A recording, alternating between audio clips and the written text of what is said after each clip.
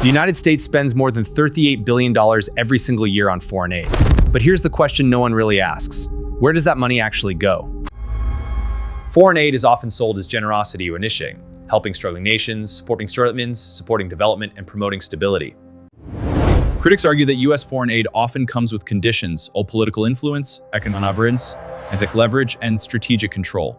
In this video, we break down the real cost of U.S. foreign aid, not just in dollars, but in power, influence, and global consequences most people never see. All right, let's talk about U.S. foreign aid. You've definitely heard the term, right?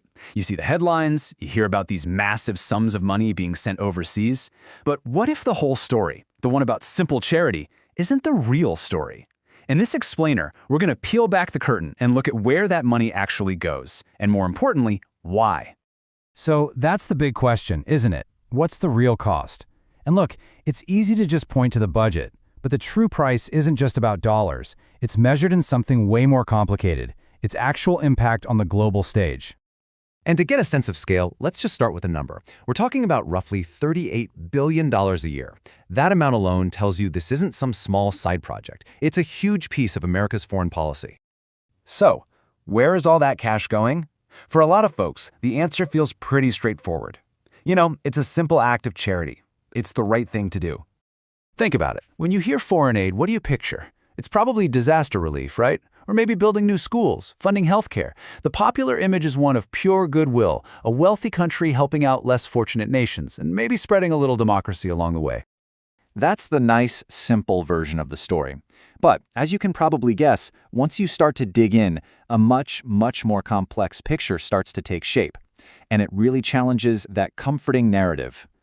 And that complexity, well, that's what brings us right into the middle of the great aid debate. Because this is not a simple issue with an easy answer.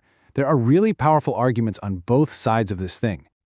Okay, so here's the basic tension. On one side, you have supporters who say aid is absolutely vital. It can boost economies, improve health, build schools, and all of that creates a more stable world for everyone. But on the other side, critics are waving a huge red flag. They argue that it often backfires. It can create dependency, fuel corruption, and sometimes it ends up helping the U.S. way more than the countries that are actually supposed to be getting the help. So which one is it? Is it good or is it bad? Well, the truth is, it's often not one or the other. More and more, we see foreign aid being used as a really powerful tool of foreign policy, where charity and national strategy get all tangled up together. This quote really just hits the nail on the head. Aid doesn't always go where it's needed most, but where it serves U.S. interests best. And that one sentence, well, it tells you a lot.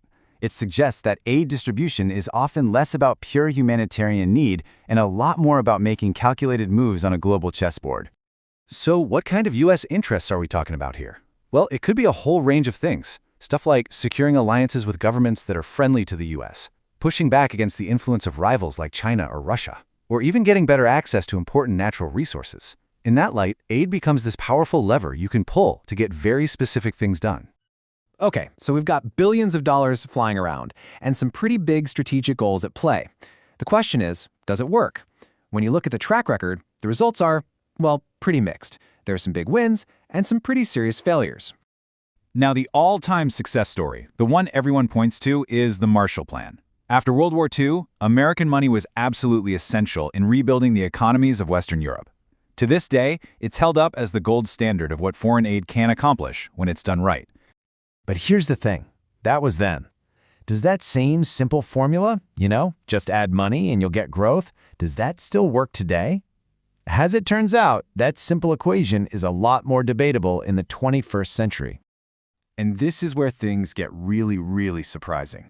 There's a whole bunch of research now that shows something that seems totally backward. In a lot of cases, huge amounts of foreign aid can actually slow down a country's economic growth. It doesn't help it. How on earth is that possible? Well, it comes down to a few key things. For one, if you flood a country with free stuff, you can completely wipe out local farmers and businesses. It can also make a country totally dependent on outside money. And maybe worst of all, it can let local governments off the hook from making the tough but necessary reforms they need to grow on their own. So all of this brings us right back to where we started, but with a whole new perspective. We need to figure out the real cost of foreign aid, and it's clearly so much more than just the number on a check. The true cost is measured in consequences. Does it build friendships or does it create resentment? Does it help a country stand on its own 2 feet, or does it trap it in a cycle of dependency? How does it affect politics around the world, and even back home? It's a whole chain reaction of intended and unintended outcomes. Which leaves us with one final big question to think about. Is foreign aid an investment in our shared humanity, or is it a calculated investment in national influence? As we've seen, the answer is rarely simple. It's almost always a complicated, messy, and pretty fascinating mix of both. Thanks for digging into this with me.